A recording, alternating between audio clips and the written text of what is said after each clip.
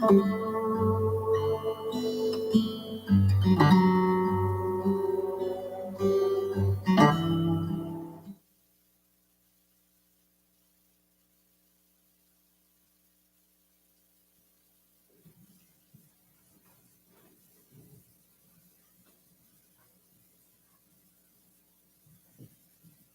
morning. Good morning. I'm Sherry Bernath. I'm the worship associate today. Reverend Walter LaFleur is in the pulpit. Special welcome to all the folks at home who are listening in on YouTube, and especially any new folks today who are joining us for the first time. We really welcome you, and we hope that you'll hang around for some conviviality in the small sanctuary after the service. Please silence your cell phones right now. Take a minute to do that. And if you have any joys and concerns, if you can share them, for the folks at home, if you type them into the chat feature of your computer, in the next 15 minutes, we can share them during the Lifelines portion of the service. Our words of welcome: whoever you are, whomever you love, however you express your identity, whatever your experience of the holy, as you come seeking love, your presence here is a gift. Whether you are filled with sadness, overflowing with joy, needing to be alone with yourself, or eager to engage with others, all who welcome all are welcome here. And our covenant: we commit to supporting each other with respect, and direct communication as we work in community to explore spiritual growth and to be a force for good in the world.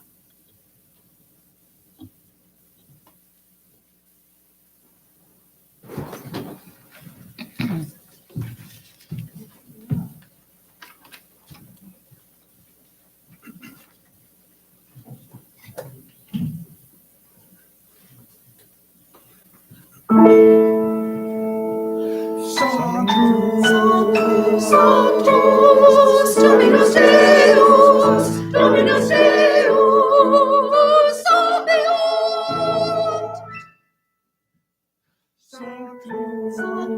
Sanctus Dominus Deus, Dominus Deus, sanctificat.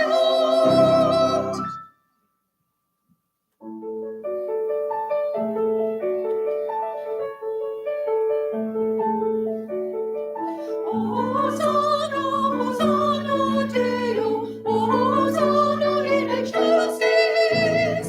Hosanna, Hosanna Deo, Hosanna in excelsis. Benedictus, Benedictus, qui venit. In Domine, Domine Dei, Dei.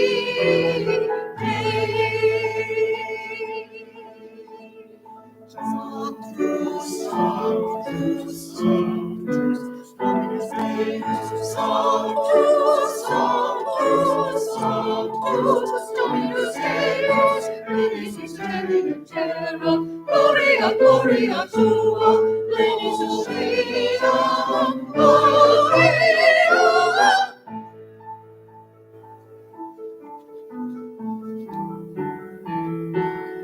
Hosanna, Hosanna Deo, Hosanna in excelsis. Hosanna, Hosanna, Hosanna in excelsis. Hosanna, Hosanna Deo, Hosanna in excelsis. Hosanna, Hosanna Deo, Hosanna in excelsis. Benedictus, Benedictus, qui venit. In Domine, Domine Dei, Dei, Dei. Sanctus, Sanctus, Sanctus, Sanctus, Dominus Deus, Dominus Deus, Dominus Deus, Dominus. Ex superia terra, Gloria, Gloria tua,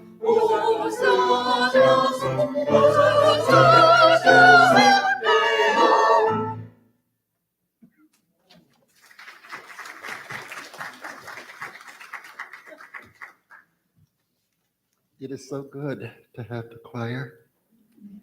Thank you. And good morning. Some days I wake up and I see a bright, beautiful, wonderful world. Other days I look around and I see truly ugly behavior by human beings. To live a full life, we cannot enjoy only the beautiful days.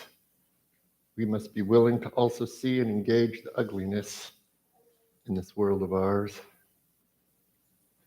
When we view the world from the perspective of an interconnected web, we recognize ourselves as but a part of a larger whole, which we are called to serve.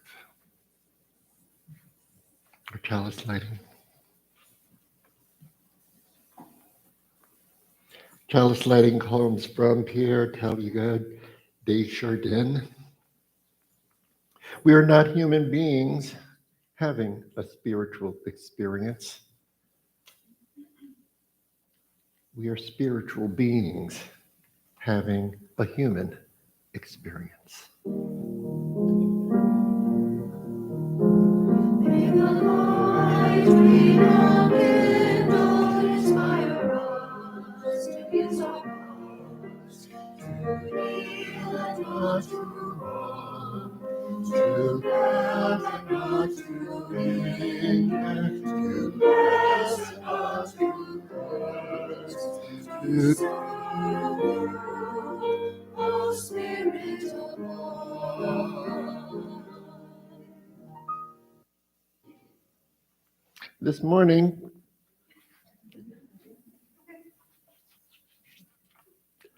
we have a special gift. We have a special opportunity to share the joy of some of our younger people's experiences in life. We have two young ladies here who were actively involved in Girl Scouts and have had wonderful success and achievements. Come on up and tell us about it, please.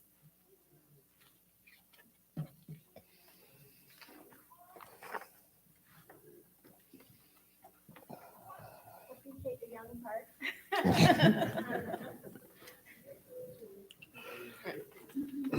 Throughout this year, our Girl Scout troop worked on completing our Silver Award project. This project is designed for middle school girls, and it requires each girl to complete 50 hours of service.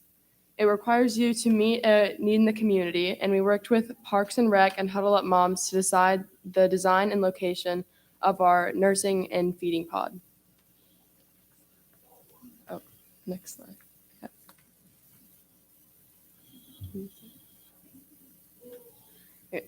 Yesterday was the official grand opening, and it's located in Wasena Park along the Greenway.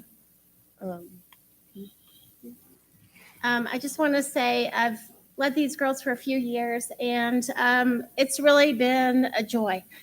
Teens can do a lot of things when you give them the opportunity.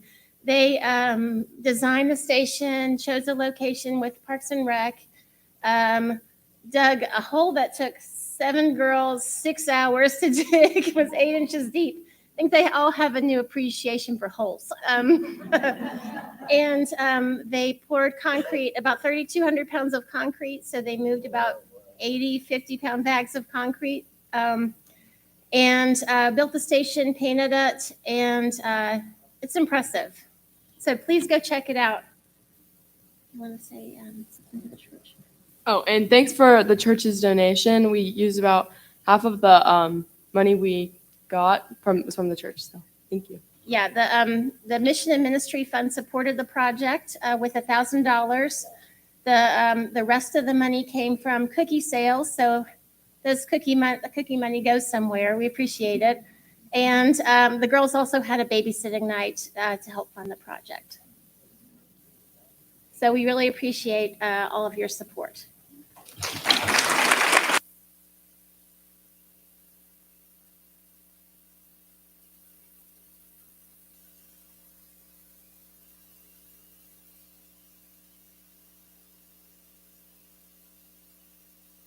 really great energy. Thank you guys. That's amazing work. Now I'm going to invite young folks, or if, there's no age limit if you want to come forward. Come and join me up here at the storytelling chair. I'm going to sit, and I have a fancy basket. First thing I'm going to ask you is, what do you think the word nourishment means? So go for it. Nervous. Well, sometimes we get nervous when we don't have nourishment. Anybody else? What does it mean to be nourished? Fed. I just heard somebody say fed. Y'all can give me ideas too. Filled. What was that? Fulfilled. Okay, we've got those words to live up to with this basket. One easy one, and I'm going to show you, is one easy nourishment is food. We feel good when we're well fed, and our bodies thrive when we're fed well. So we have some balanced breaks by Sargento, not sponsored. We've got some nuts for protein. We've got some cheese. We've got some raisins. This is pretty nourishing. Would you agree with me? Yes.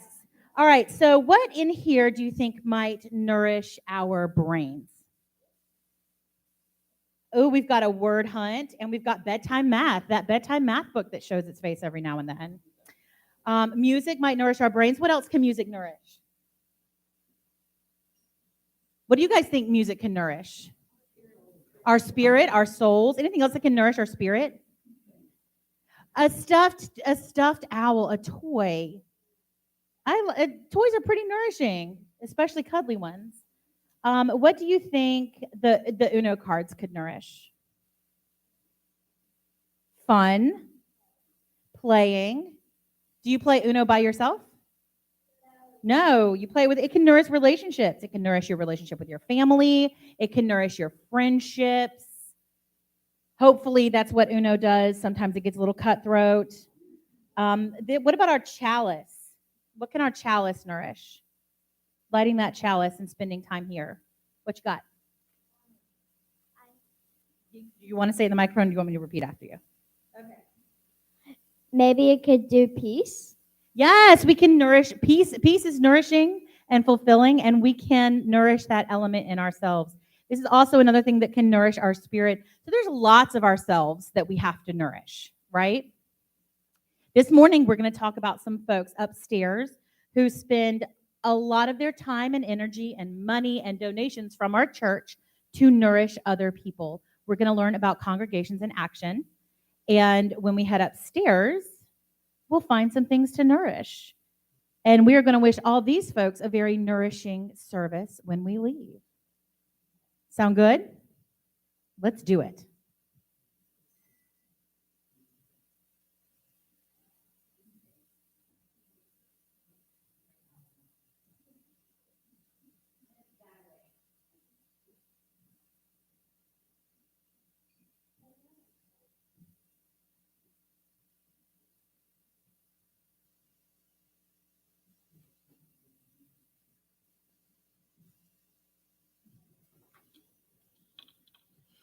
Our reading this morning is called Deep is the Hunger by Howard Thurman.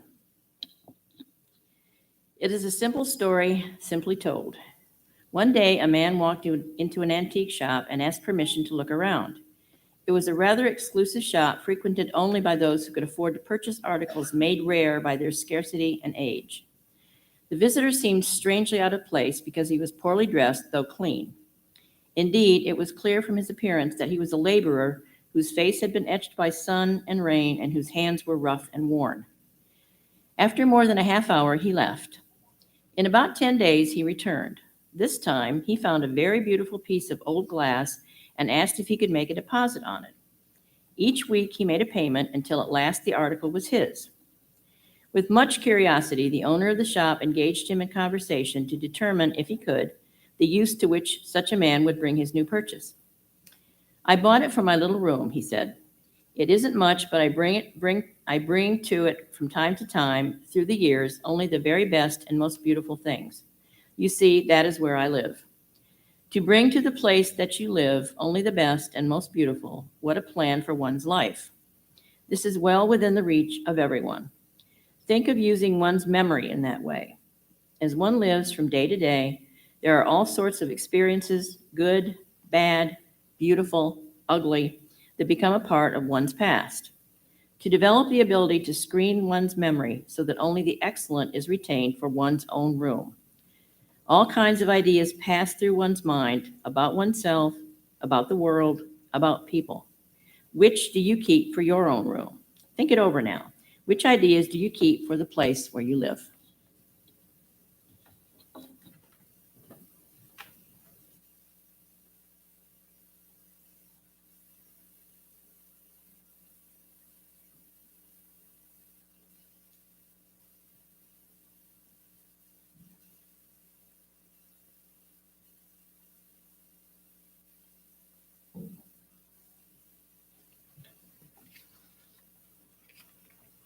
Marianne Williamson says, you must learn a new way to think before you can master a new way to be. As I planned the service for this week, I knew I wanted to focus our attention on nourishing and feeding the soul, nourishing and feeding our spirit, our deepest sense of self. However you choose to name that deep and fundamental aspect of who we are. I wanted to focus on our need for us to be intentional about nourishing ourselves. 'Tis the season for harvest and gathering. During the week, I ran across a statement, very much by accident. It immediately jumped out at me. You know, when these things happen, I often think of them as a message from the universe. You see, I had been wrestling with, so how do I talk about the need for spiritual nourishment? You must learn a new way to think before you can master a new way to be. Gave me the answer. It gave me a different way to frame the subject matter. I had been thinking about the what of nourishing ourselves. And Williamson asked me to consider the how of nourishing ourselves. Just what was needed to nourish and feed our souls, and the how to do it. You see, we spend so much of our time, so much of our lives focused on the what's of life. What's the right answer? What should I do? What should I not do? The how is so much more open than a notion of what. If you have a hat, how you wear your hat can be any number of ways, but the hat is just the hat. We act as if getting the kids to soccer or horse riding or their friend's house to play is one of the most important things that any parent can do at any given time. We act as if getting one more email read or written is one of the most important things in any given agenda.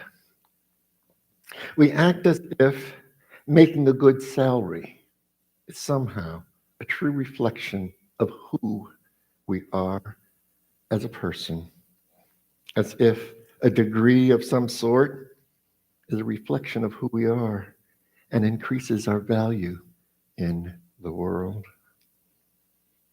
Now, all these things are worthy. They're worthy of our attention and concern, but they're not fundamentally who we are.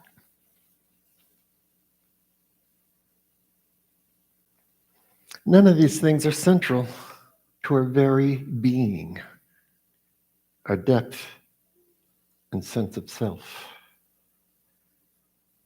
our sense of true self. All those things exist in the external world.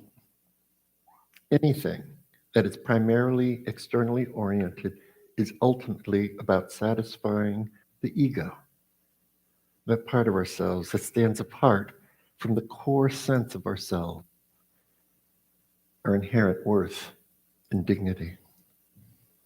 It's about that part of us which lives in the world of comparisons, all some form of evaluation.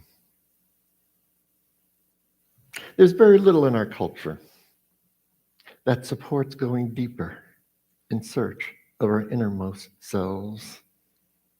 It's our outer, evaluative, consumeristic selves that supports our economic system, largely the foundation of our lived experiences. And we've been taught by Christianity that God, Jesus, and heaven should be our ultimate focus. At least some of us have been taught that.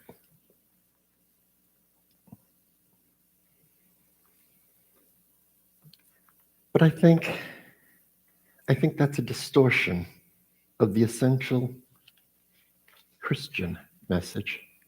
I think it's a distortion created by institutions, churches, creeds, and dogma came into existence long after the life and death of Jesus.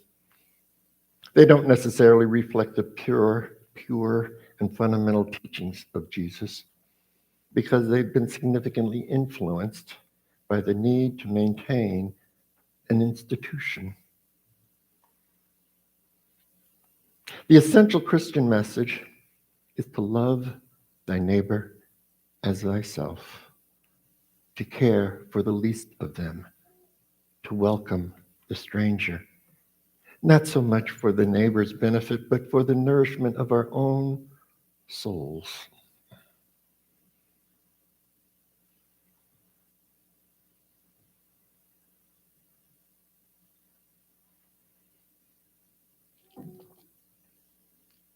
The biblical message is often about doing what is right and what's good. But the doing is a particular kind of doing. The doing is ultimately about managing our own behavior, managing our own thoughts. Take the log out of your own eye, that you might better see the speck in your neighbor's. Reaching beyond cultural norms, whereby Jews and Samaritans despise each other, yet the Good Samaritan offers care to the injured Jew. We need to learn to think differently. We need to think more about what feeds us and less about other people's expectations. We need to think more about what feeds us and less about others' expectations. We need to learn to place less importance on knowing and knowledge and more on doing and being.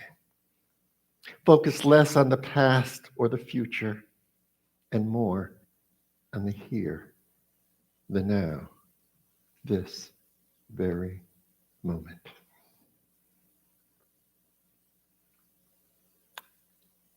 Take this moment. Bring your attention, please, to this moment, this very moment. Focus on this moment. The sound of it, the smell of it, the temperature, the light. How does it feel? Just notice. Just notice.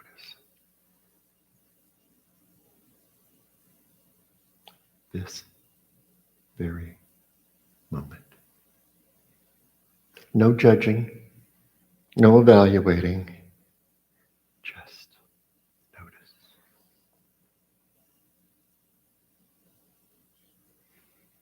Breathe in. Breathe out. Breathe in and breathe out. This very moment.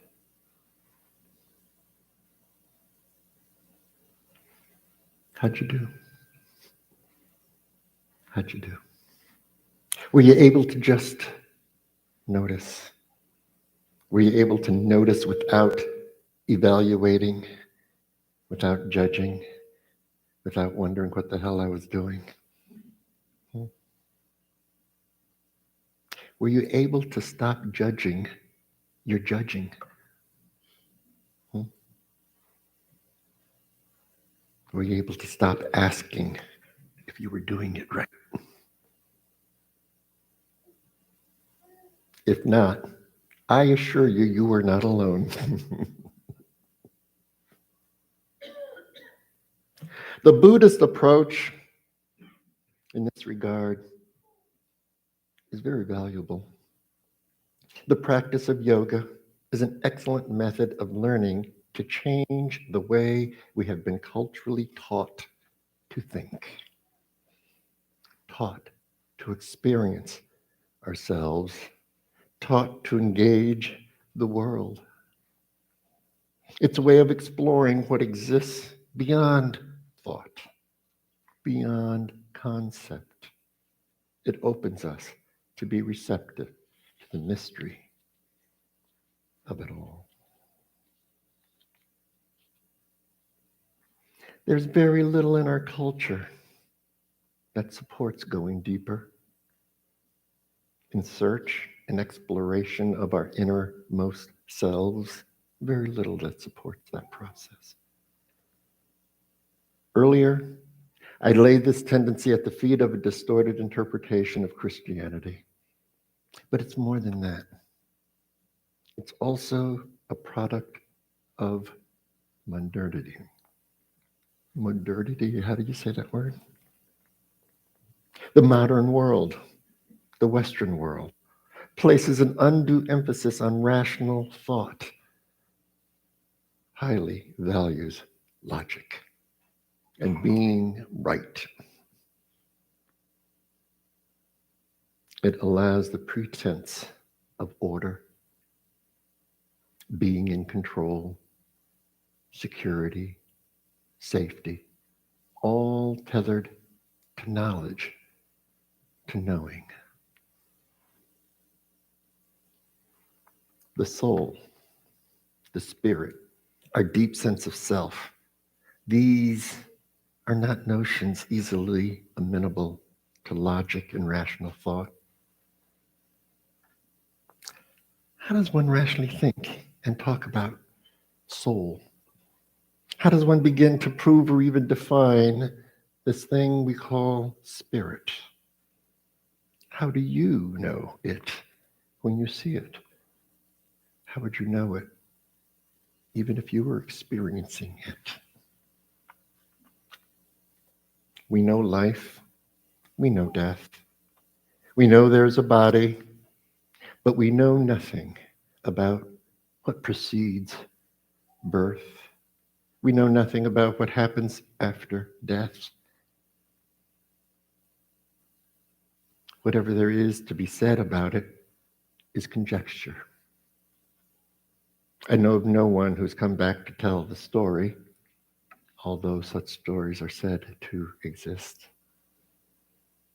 What we know or believe we know is not fully grounded in what we call rational thought. What we know or believe we know is not fully grounded in what we call rational thought.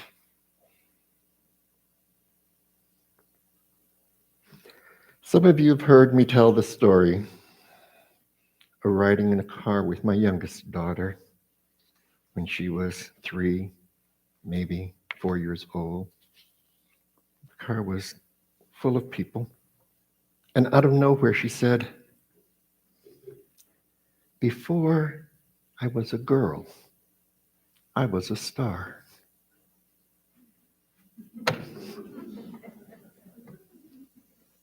It was the middle of the day. There were no visible stars. We had people in the car. I was driving. I think I was bringing the kids home from school. I don't remember us talking about anything anywhere near related to stars. I was dumbfounded. How did she know? What would make her think such a thing? I thought at the moment, and I thought for many days thereafter, and I continued to think, where did that come from?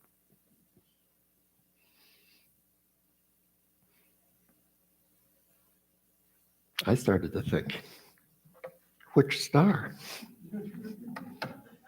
Which galaxy? How long ago?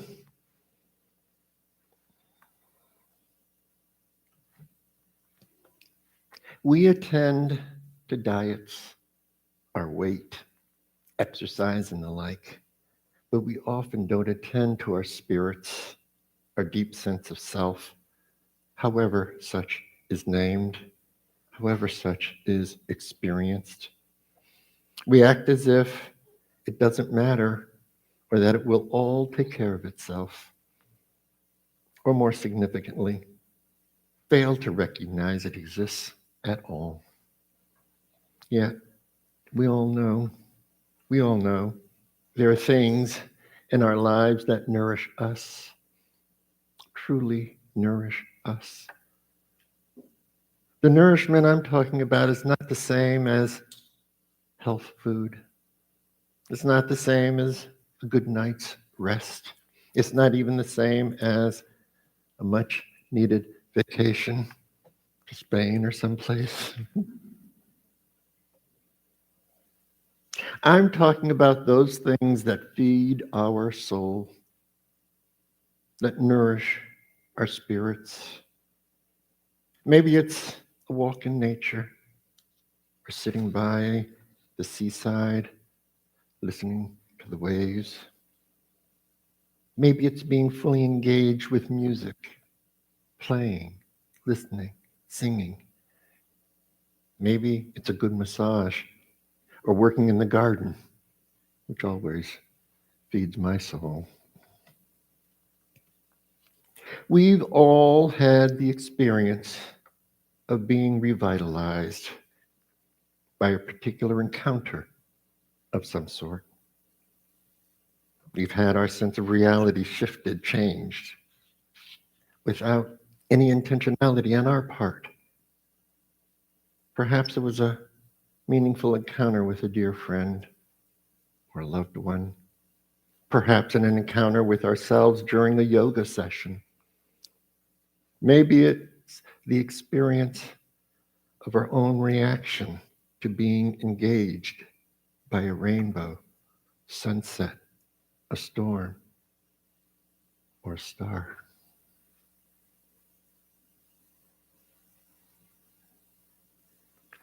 The feelings, the sensations that are experienced cannot easily be named.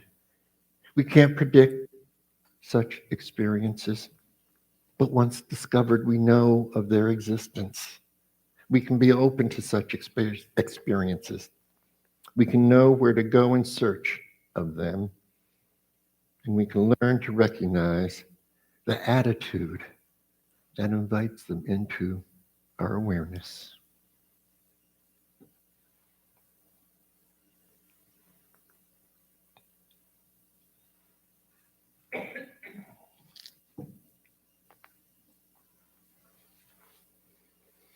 Like meditation, these experiences can have a beneficial effect. They lower blood pressure, they calm the mind, they enliven our sense of being alive. They can induce a feeling of pure bliss. So I urge you to be intentional. Seek to nourish your soul. Seek to nourish your spirit, your deep sense of self. It'll make you feel more alive. It will make you a happier person. And it'll make those around you feel more at ease, whether or not they recognize that they have become more at ease. Such nourishment can be a surprise, it can be a gift, or it can be sought, planned, and encouraged. It may require that you learn a new way to think, a new way to think about being in the world. It may require that you make self-nourishment a priority in your life.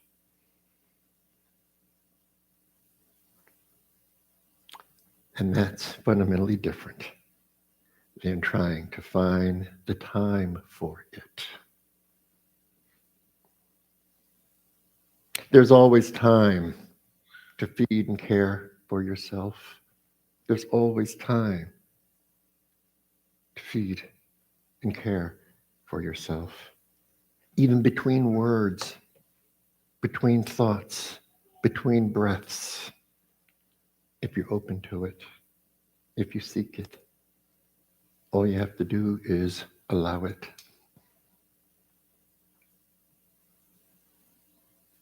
If we treat it as a priority, there will always be time enough, but you must not think of it as a selfish act because it's anything but that. It's the most effective way to live into our belief in and our experience of inherent worth and dignity. Our experience of self, our experience of others. It demonstrates and manifests the power of that belief. It's the doorway to an experience of this thing we call the interconnected web of all existence. It's a way to grab it, it's a way to touch it, it's a way to have it. I want you to choose self-care. Choose to feed your spirit. You'll be glad you did. Others will be glad you did. It will help to make the world a better place to live in. And God knows the world seems to be in need of all the help it can get these days. All the help it can get in recognizing, honoring, and valuing the inherent worth and dignity of every person. 'Tis the season, you know, the season of gathering, the season of harvest. Go about life, go about doing your own part, and most of all, value who you are as you are in this very moment, without judgment. Amen.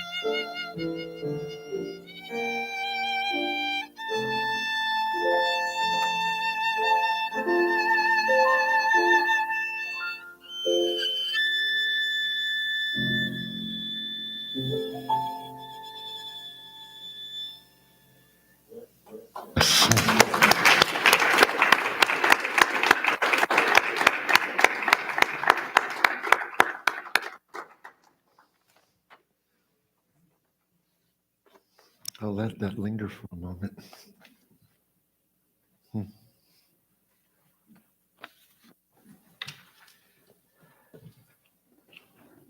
Today, we take up an offering for ourselves, an offering that will help us to become more of who we are becoming, an offering that will help us to better claim our rightful place in this world and to do the work that is ours to do.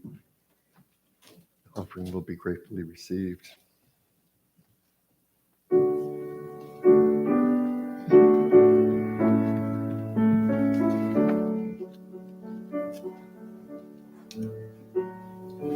What have we to offer?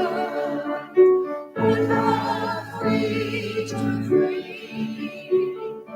All bright laughter, all that we can sing. Praise and honor, promises of mine.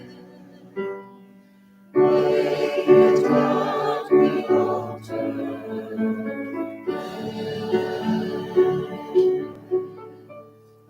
What have we to offer? What have we to give? Eyes that are wide open, eyes that we won't live. Truth that must be spoken, justice somehow. May it not be altered now.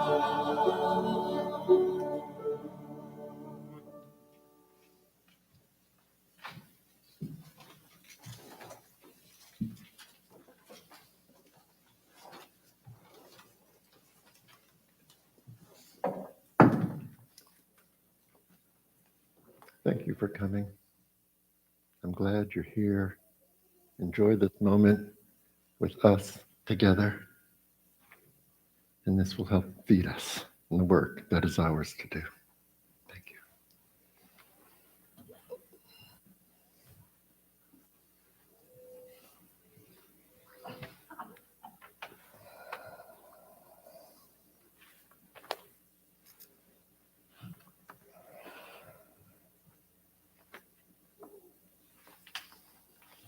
Morning. I'm Linda Wood from the Caring Committee. Our committee does a lot of things to support the church, but one of the most important things that we do on Sunday morning is to gather and record the cares and concerns and joys of our congregation. If you have something that you would like to share, you can report it to the church office. You can call or email a member of the Caring Committee, or you can write it in the book, the Lifelines book that's on the altar during church and in the alcove next to the name tags during the week. Let us enter into a time of reverence together, and into this space of love and hope we bring one concern today. This is from Pam Yates and John Shelton. John's brother-in-law, Frank Radford, passed away, and following the funeral last week, 4 of John's immediate family members had COVID, including his sister, the widow. Good thoughts for their recovery are very much appreciated. All of us have things in our hearts that we don't express during the Lifelines presentation. So in honor of what you have in your heart today, a joy or a concern or a milestone in your family, Reverend Walter and I are going to stand on either side of the altar and let you come up and light a candle for what's in your heart.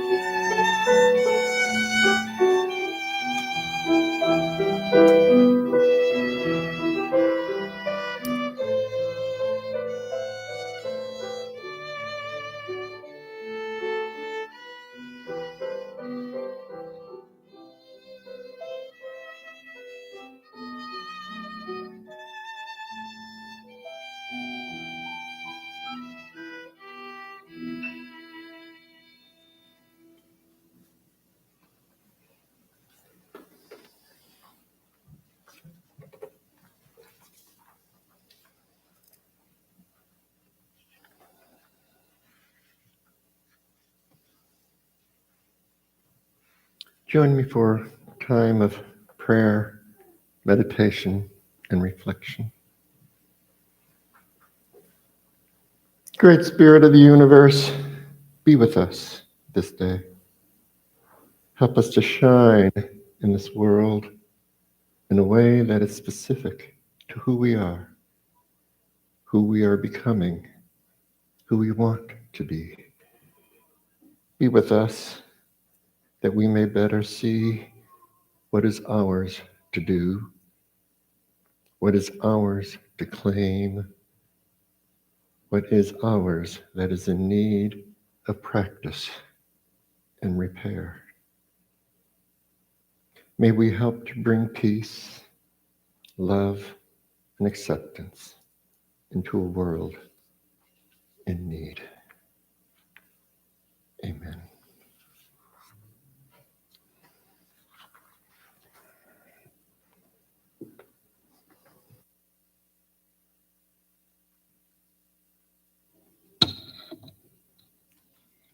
Next weekend, next Sunday, will be a very busy Sunday.